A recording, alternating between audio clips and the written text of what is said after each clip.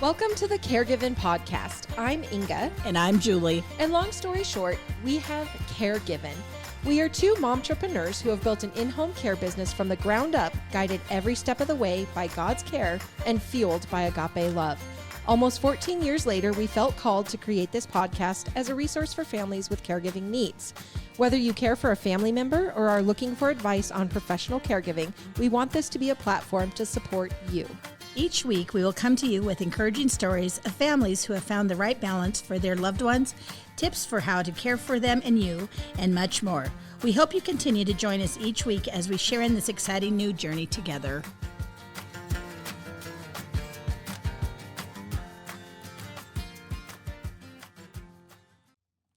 Hello, Sunshines, and hello, Julie. How the heck are you? I am so good. Oh my gosh, do you believe that we actually have podcasts out there now? I know. How cool is that? Yeah, what do you think about that? You know what? I have listened to us, and I think that it sounds pretty darn good. You know, we're mother approved. Yes, our mothers loved us. Yes, we have one review?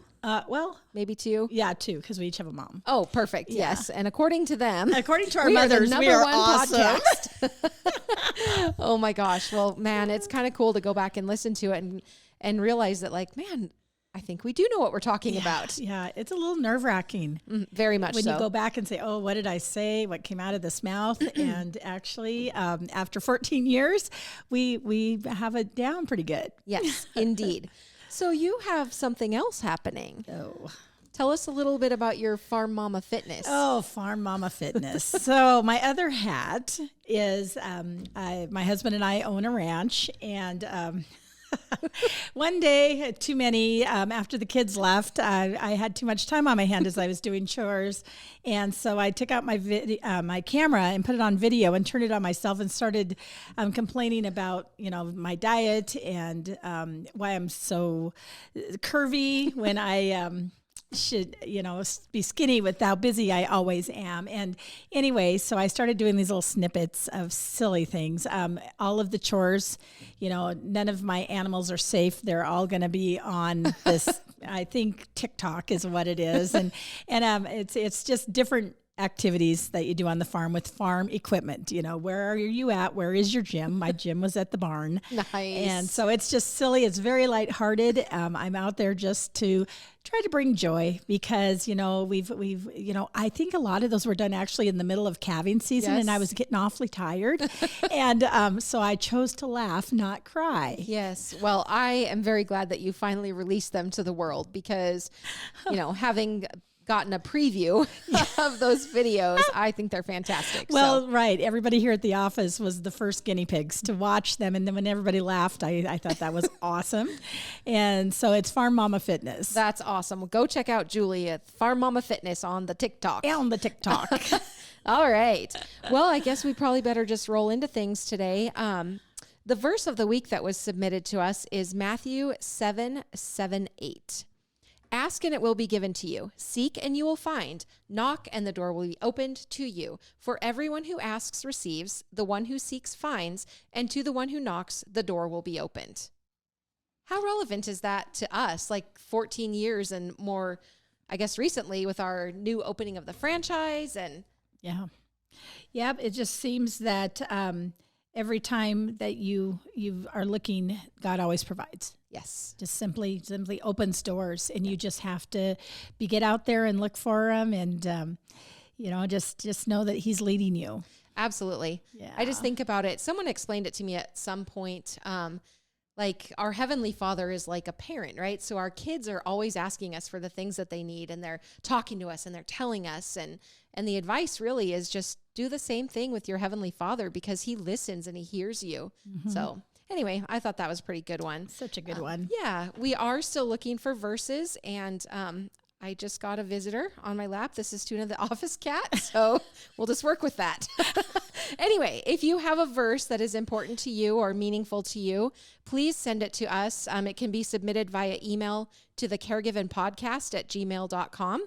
And we would love to hear from you. We want to share your verses, and we want to know why they're meaningful to you. So I guess we could go into uplifting stories of the week. I'm going to change it up a little bit and ask you to go ahead and start with yours, Julie. Our church has spent the last while coming up with funds and built this beautiful community activity center. And we actually had a really nice potluck. And one of our members, Ed, he got us some music, and it was just a fantastic fellowship time. And there was a group that actually gave us a gift card to be able to buy the food for the barbecue. And as I opened up their paperwork, they actually, a prayer came out of it. And I just loved the prayer so much. I thought, you know what, I'd like to share that. Yes. So it says, "Dear Heavenly Father, we thank you for giving us gifts and talents to use in service and share our love for others. Place in our hearts a desire to live faithfully and do the things you have prepared in advance for us to do.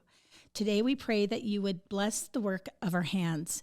May we be good stewards of your blessings, and may many lives and hearts be impacted today. May all honor and glory be yours. Amen." And that kind of just brings together what we do at Ipaga Home Care. It's really, honestly, God's hands, God's work in our hands. Yes. Yeah. It surely is. Well, my happy story, or my uplifting story, actually has to do with a local situation as well. Anybody that's been listening to these podcasts, I'm sure, knows that both of our families are very involved in agriculture, and your family raises cattle, whereas my family raises sheep. Yep. And so we just got through the county fair. The Flathead County, or the Northwest Montana Fair, I guess, is just notorious for the community support and buyer support for the kids at the end of their projects. And every year we go into this sale and we're just blown away. And every year we think there's just no way it can sustain. Yeah. And every year the buyers of this community just blow us out of the water. So I am happy to report that the Northwest Montana Fair market livestock sale actually had a record. It increased by 24% this year. Wow. And the total amount of money raised for these 4-H and FFA members was $797,236.50. And I think the reason that it's so important to me is just because of that agriculture component. And I'm getting ready to send my youngest daughter off to college. She is going to the University of Idaho to study agriculture education. And I just love to see the kids doing well with their projects and the support that we get from the buyers, and essentially just really, really understanding and promoting this heritage and the importance of agriculture. So that was my story, and I think it's great, and I'm so thankful to our community for what they do for our kids. They're so incredibly generous. Yeah. And year after year, they just top themselves every year. Oh, I know. And our kids need to understand that and be very, very thankful. Yes, it is. I mean, it's just crazy what they do. So we're continually humbled by the support from this community. But you bet. Anyway, well, we haven't yet said the topic of the show, right. But we are talking about paying the bills. Essentially, how do we pay for this home care thing? Mm-hmm. What resources are available out there? And I think we just dive into and talk about, I guess I would preface it by saying that while I do believe that every state probably has some version of what we are going to be talking about, what we are speaking to, or what our experience is, has to do with the state of Montana. Right. So basically, quickly, I'll give you an overview of the payer sources that may or may not, so listen carefully to that may or may not take care of home care.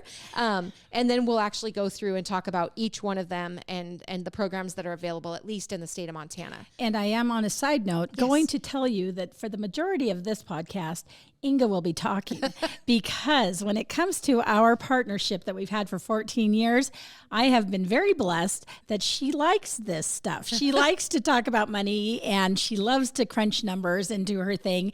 And so this is truly her passion right here. I love that. as I'm typing out, I have 2 pages of notes and then a stack of reference material. I'm like, oh, what a nerd. But anyway, I do get excited about this stuff because I understand that home care is expensive, and I understand that not everybody has the private pay ability to be able to pay for these type of services. So I'm just happy to share other options for people. Yeah. So first, I would say we will get into Medicaid. There is a Medicaid program here in Montana. It's the Community First Choice program. Also, they have a personal assistance services and Medicaid waiver that will help pay for some home and community-based services or in-home support services. We're going to talk a little bit about Medicare and basically kind of the misconceptions about what Medicare can or cannot do. We will also talk about VA and the programs that are available here in the state of Montana, but again, how you can go about trying to look into or access those benefits in other states or areas. We'll talk about the Agency on Aging. We will also talk about long-term care insurance and also private pay. So let's go ahead and start with Medicaid. Let's talk about that a little bit. So in the state of Montana, when we first started providing Medicaid services, I think it was 2010. Yes. At that point in time, it was called the Personal Assistance Services, or PAS. Yes. That was the program. And essentially, I don't exactly remember the year, but since then, Montana Medicaid, or the Department of Public Health and Human Services, were able to get a contract with the Community First Choice program. And what that is basically just, it's kind of like the PAS, but on steroids, so to speak, because there's more opportunity for community, or for basically like client choice, to be able to do things in the community and have better control over their service plan and their person-centered planning. So it's really a great thing that the state of Montana was able to do. But I think it is important to kind of talk about the services that program or those programs actually can help with. And I would preface by saying that I don't know, other than saying if someone is looking for Medicaid services, to go to your government website in your state and look at applying if you want to get connected with Medicaid services. I don't know how all of that works, but what I do know is once someone is considered standard Medicaid, which would be a full Medicaid package, that's when they become eligible to receive care through the Community First Choice program, or personal assistance services. And essentially, it is an entitlement program, which means anyone that has that full Medicaid or that standard Medicaid coverage is entitled to receive services, but with the caveat that the services that they're entitled to receive, it is, based on their personal situation. So it's not just like an open-ended. If someone just needs a little bit of help with maybe some meal prep or maybe getting one bath a week, they would then qualify for a less amount of time for those. Right. And so is that all based on their assets and their financial situation? I can't speak to that. I do not know. Okay. And that's where someone would have to go and apply for Medicaid if they're looking at, trying to be eligible for this type of a program. Okay. But I can't speak to that because I truly do not know what the requirements are. I just know that once someone in the state of Montana is considered standard Medicaid, then they would be eligible to receive care through Community First Choice. And the things that the Community First Choice program covers on an as-needed basis would be bathing, dressing, hygiene, toileting, transfers, position, mobility, meal prep, eating, exercise, medication reminders. Those are the tasks, I guess, that the state of Montana determines to be activities of daily living for purposes of this program. This program can also authorize a PERS unit, which is a personal emergency response unit. And if, again, you have to meet the criteria for what the program says, but it is an option for people. And then the Community First Choice program will also authorize some time for incidental or instrumental activities of daily living, which those are things more like laundry or homemaking, shopping, medical escort. And again, all of these things are on an as-needed basis. So if you have standard Medicaid, you do qualify or you are entitled to receive services to the extent that you need them. And someone, there's a third-party entity, Mountain Pacific Quality Health, and this gets kind of in the weeds a little bit, but they're the entity that ultimately does the assessment and makes the determination of how many hours someone is eligible for. So if you are out there in the state of Montana or really anywhere listening to this and you are on full Medicaid and you have a need for home care in your home for activities of daily living, I highly encourage you to contact your state at some level, or even start with an agency in your area and just start asking questions, because they should be able to help guide you in how to get connected. They may not be able to tell you exactly what you have to do to get, Medicaid eligible, but they might say, okay, call this phone number and start there, or go to this website. So anyway, that being said, when we're looking at paying the bills, Medicaid is an option And most states, I would assume, would have a home and community-based service program. There's also in the state of Montana a waiver program. Now, this waiver program goes above and beyond what community first choice or personal assistance services can authorize. So it's kind of a little bit of extra time because the community first choice program will not pay for any custodial or supervisory type care. So it's very much driven or based around what are the activities of daily living. What hands-on assistance does somebody need with those in order to remain safe in their home? But once they get qualified for that, they can basically apply for waiver services. The last I knew, waiver services in Montana, it's still a waiting list type situation. But heck, just get on the waiting list, because when your time comes up and you're able to have a discussion with a social work team made up of a social worker and a nurse, and talk about what your needs are, maybe they can get you something in addition to just that activity of daily living care. Anyway, so that's Medicaid in a nutshell. And the next one that I want to talk about is Medicare.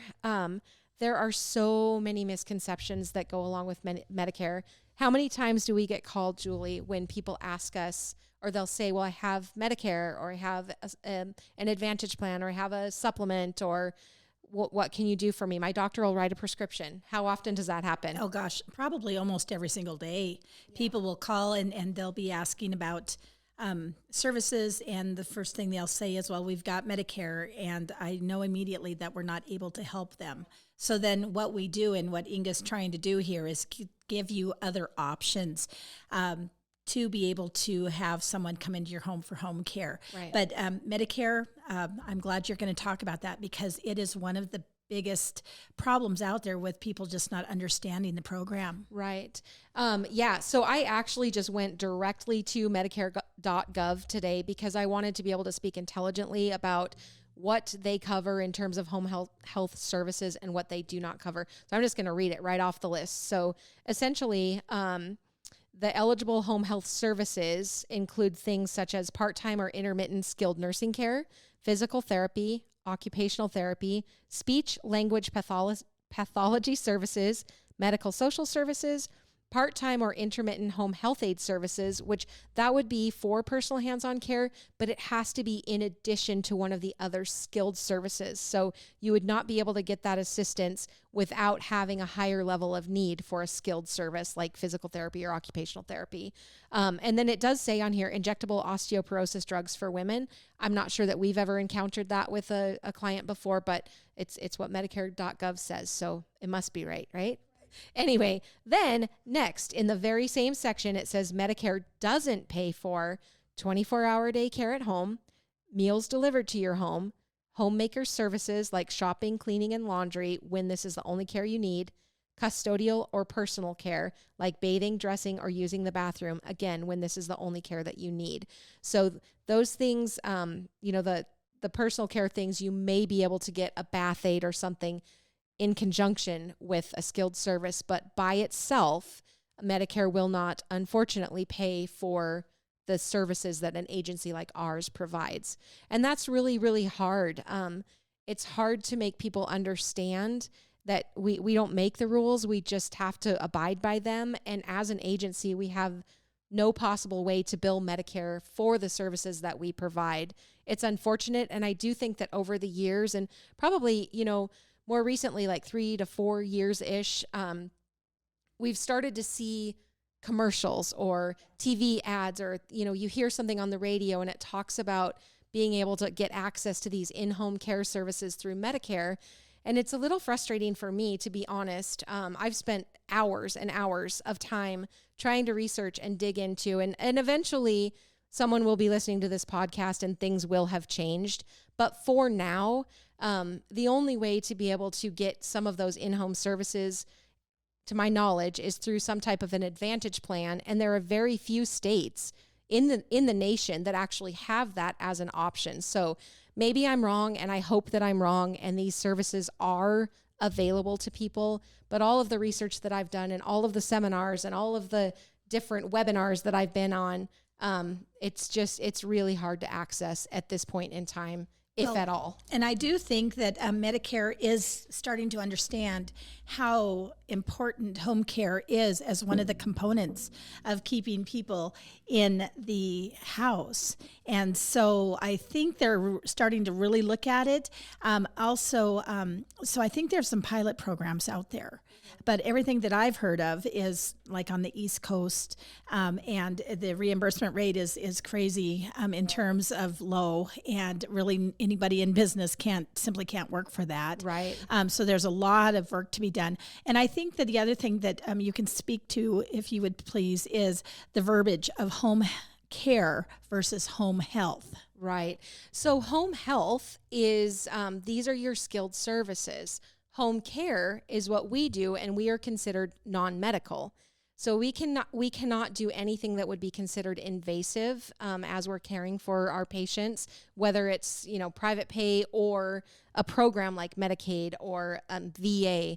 So we have to be very, very careful in understanding that there's a distinct difference between home health and in-home care, right? Mm-hmm. Is that what you're kind of asking about? Oh, yeah. That's the other question is, and what you basically have to tell people when they call in to try to give them the two differences of what's going on here is they need home care because it's the day-to-day right. living things. Yep. That's what we do. Right. And then there's the home health where it's just a short term, where the skilled comes in, the nursing, the occupational therapy, OT, and speech. But it's for a very short amount of time, and it's usually after they've been discharged from the hospital, and they get that service for as long, up to like 6 weeks, I believe, as long as the person is getting better. Yep, they're seeing progress, yep. And also in compliance. Oh yes, because just because you get home doesn't mean you can quit. Yes, we know that from Grandpa Fisher. Compliance is a different issue. Yes, but yeah, I think you are right, and I don't know exactly the time frame, but generally someone that would be coming out of a facility or a hospital or something might get that home health, to help them get on their feet in the home, and but they have to be progressing for the services to remain active for them. Right. And then once they either stabilize or plateau, or they are not progressing anymore, then home health is not able to continue. And we'll talk about it a little bit later down the road in this episode when we talk about long-term care. Because that is another payer source. And so there's some important things to know about that. But let's back up and go. I'd like to talk a little bit about VA, so Veterans Administration, and what's available.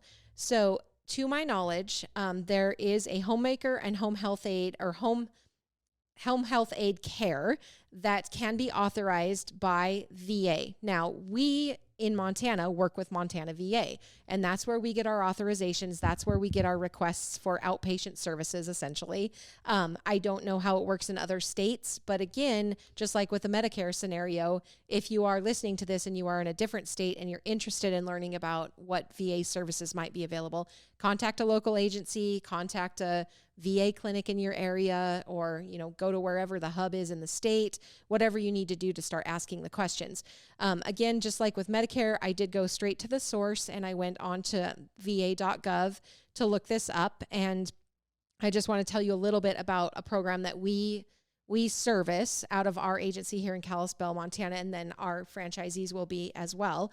Again, it is the Homemaker Home Health Aid Care. So essentially, this is where a trained person can come in and help with the activities of daily living.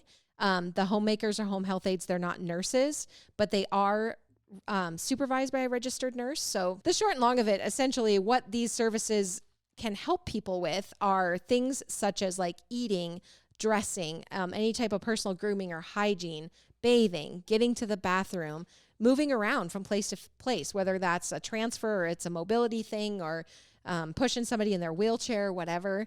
And then also kind of incidentally helping people get to appointments. So it's a great program. And we see authorizations anywhere from like 6 hours a week up to 13 hours a week is pretty standard in our area anyway. And the one thing that I really love about these VA programs, they're super flexible. So where Medicaid, it will tell you very specifically how many days a week you have to provide what activity of daily living. So maybe the care plan says 3 days a week they get bathing, and you better make sure that they got bathing 3 days a week.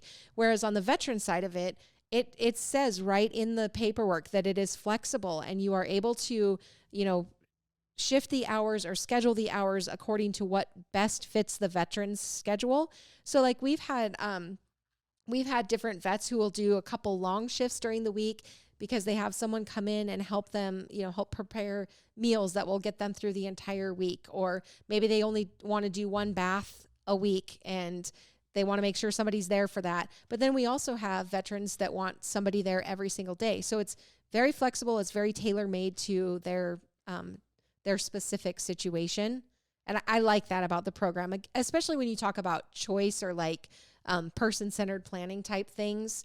Allowing someone the ability to help decide how they want their schedule is super important. And the other thing that is really cool about that program is that we're able to serve those who have served us. Oh my gosh. It is awesome. Like some of our veteran clients are just the most wonderful. They have the greatest stories and being able to give back and engage with. They so deserve this. Anything we can give for them now. Oh, absolutely. I agree with that. So this is one of the programs that I'm honestly the most excited about.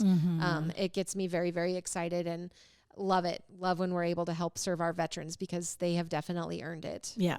Yeah, for sure.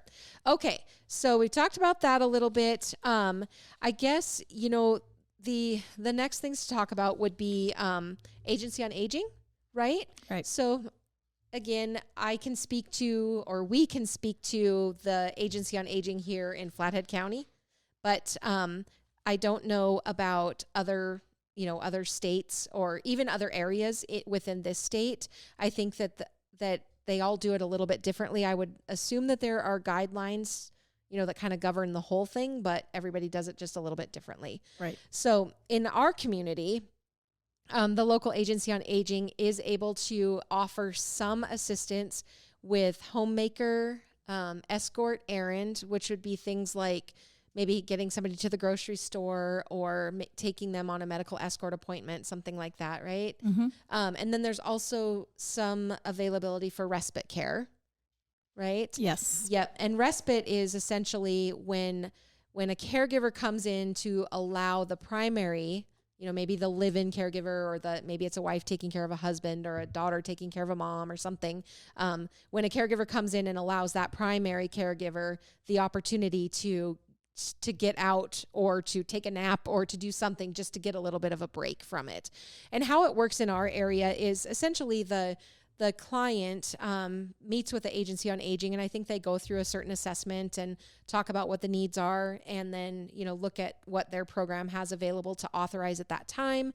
And then they do actually get connected with an agency who provides the caregiver to do the services. But that's a good option. We've worked with that program over the years, and maybe it's a situation where someone really just need someone to help do their housekeeping every other week and getting out all the garbages or doing the vacuuming or doing the dusting, and so it works out well for people to be able to do that and use that service. And the last I heard, it was like a kind of, what do I want to say, almost a sliding scale in terms of what it cost. I don't know that is still the case, but certainly something to talk to your agency on aging about in your local area if you have a need for some of those services. If you have a very, very great need, those might not be necessarily the programs for you, but sometimes you just need a little, and a little is enough to help you remain safe at home. Did you have anything else you wanted to add about the agency on aging, Julie? I really like our agency on aging. They're really great to work with. We've met some super people, and they're passionate about helping others. Yes. And so whatever community you're in, like Inga said, you've got to get a hold of them and see if there's any way that they can help you, because they will if they can. Yes. And I forgot to mention like Meals on Wheels. That's a big deal. And we have and it's only a couple years old now, I think.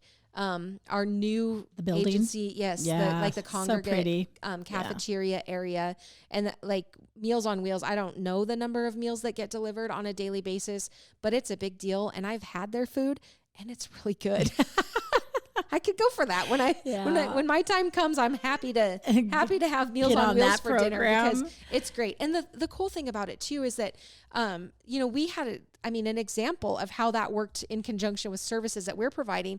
We had a gentleman that we were caring for that, we couldn't be there all the time. But Meals on Wheels was going there when we weren't there, and they were able to double check on him and make sure that everything was okay. And if it wasn't okay, there were kind of boots on the ground and eyes on the situation to be able to get a phone call made. And it's true. One more than a couple times with that same gentleman. Yes. Actually, the Meals on Wheels person actually called us with concerns, so we were able to contact the family. So that's another excellent example of community integration, trying to help our seniors. Yeah, and here for the people that are not able to get out into that congregate type setting, Meals on Wheels get delivered. Mm-hmm. But we also have just this beautiful facility and cafeteria type area where every day, people can come and have a meal with other people and just get that socialization and get out. And so I love it. I have loved our agency on aging from day one. Yeah. I'll say her by name. Susan Kunda is just a fantastic human being. And she's just, wow, she's just such a special lady. And this valley is so lucky to have her. So anyway. Yeah, she's a pretty good gal. We love working with her. For sure. Yeah. She's definitely, in my opinion, I guess, just really responsible for a lot of the greatness that comes out of our local agency on aging. And that's not to take away from everybody else that's there, because they are all wonderful too. But Susan just holds a pretty special spot in my heart. Well, she's worked with us very closely since we even started. So she was one of our very first mentors, truly. Yes, absolutely. And so that's where that specialness comes in our heart for her. Oh, yes. She really helped us grow up quite a bit. But anyway, so check into your local agency on aging and see what's options they might have available to you in terms of programs that could help pay for some care or provide, caregivers for you. That is a great place to look. So next on the list, I think we have long-term care. Okay.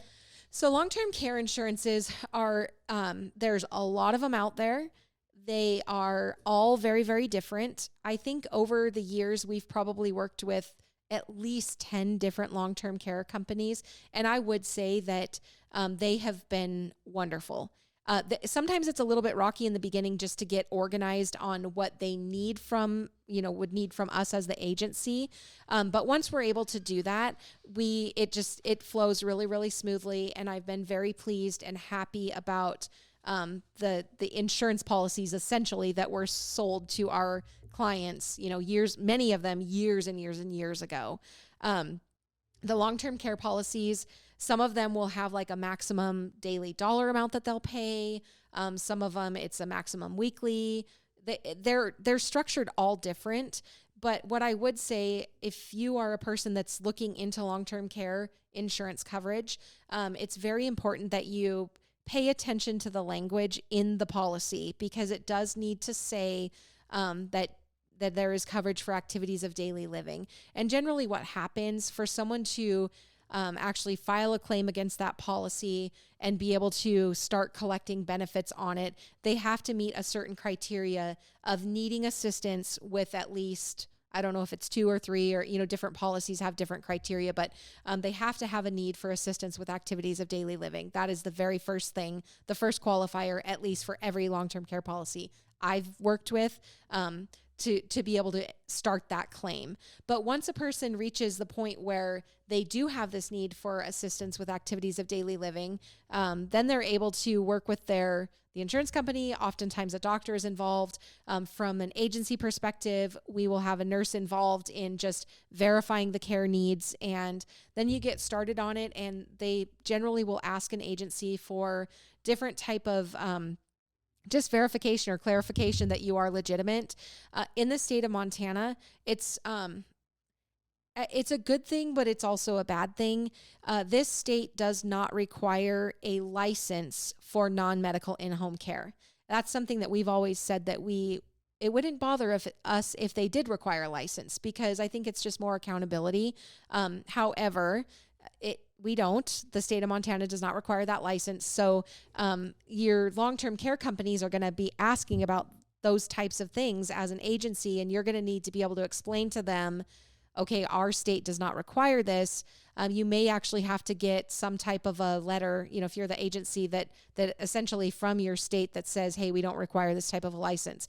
Now, I will say that Montana does require licensing, of course, for anything skilled or home health. And we are a certificate of need state. So that means that not just anybody can go and open up a home health agency.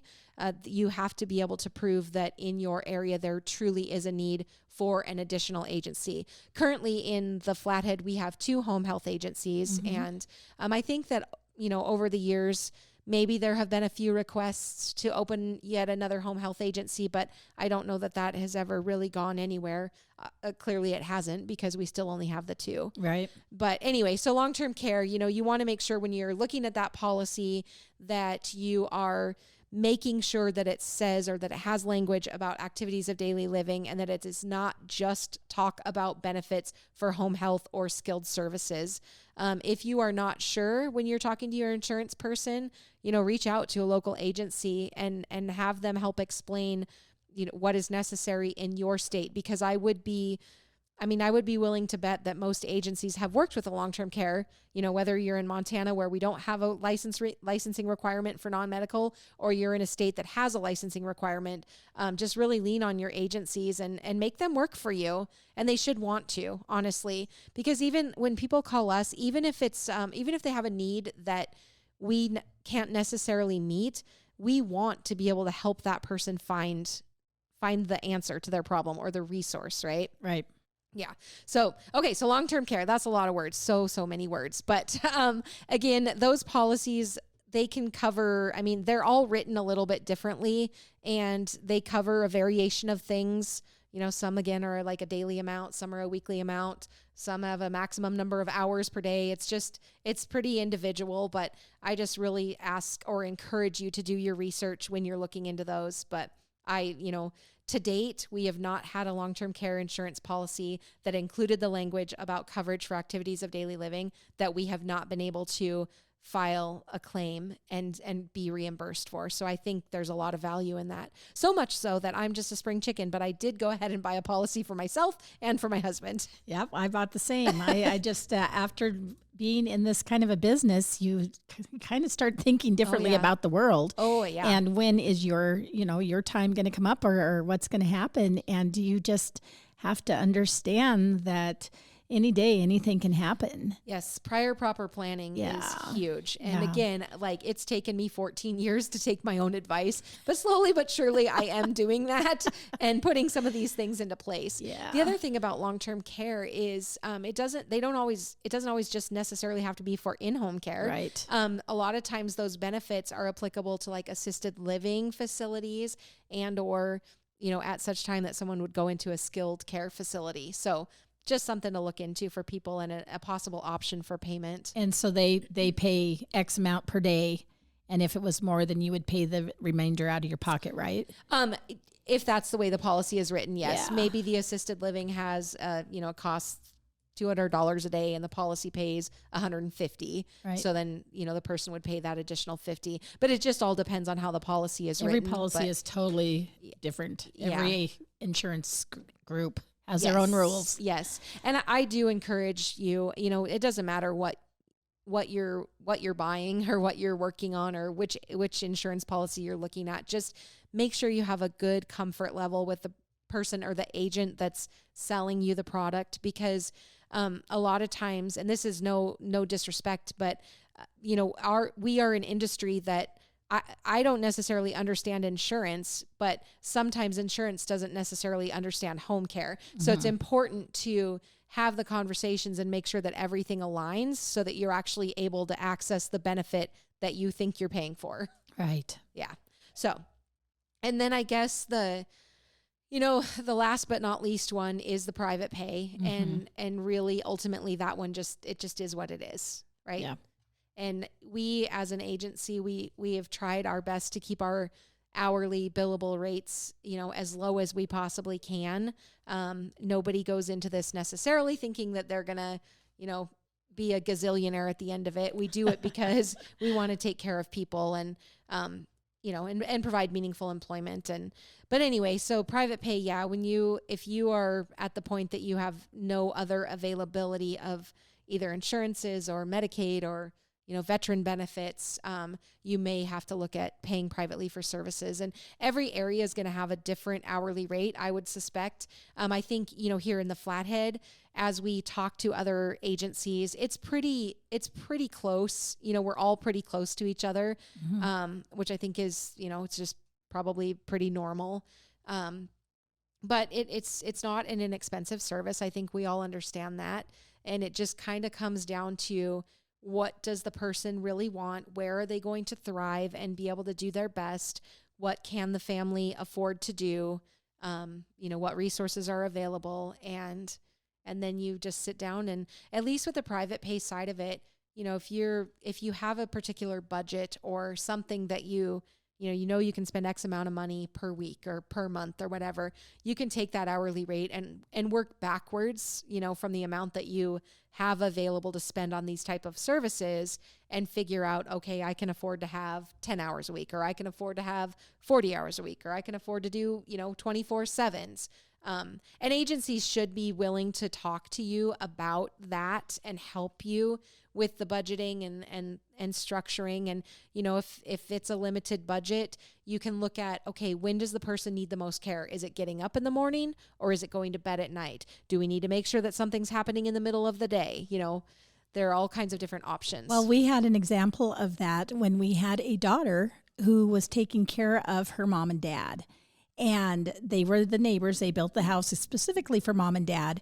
And then mother passed. And so dad was still there. And one day I remember the daughter came into the office, and she was actually quite frantic because she said, "Oh my gosh, I'm doing the math and my dad can only live for 3 more years."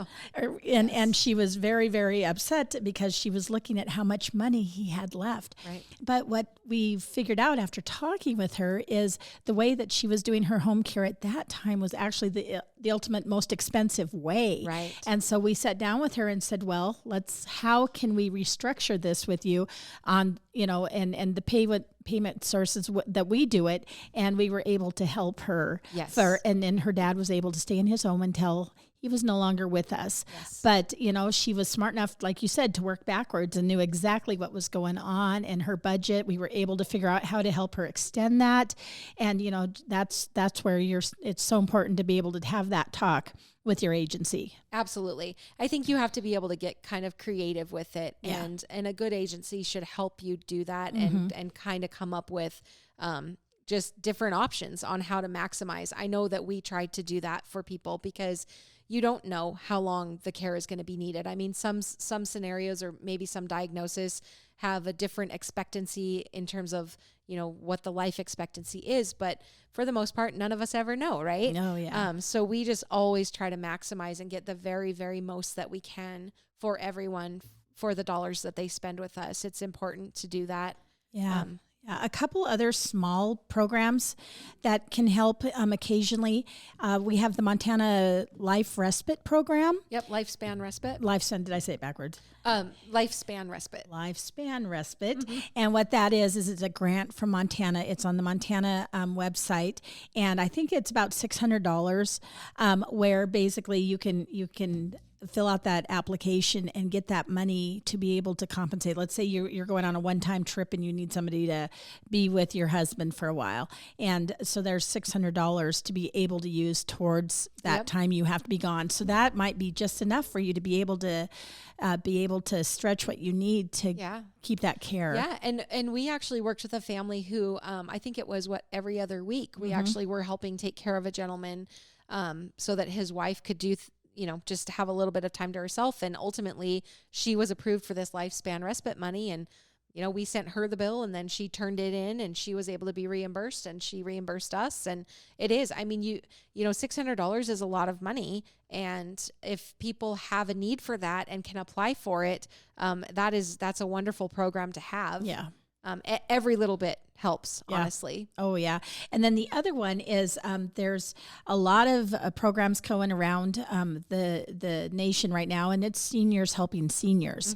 And the group that is in our community is actually called My Glacier Village. Yes. And so they've got all kinds of different memberships, but basically it's just for somebody to get a ride somewhere or go get their groceries or just visit with them.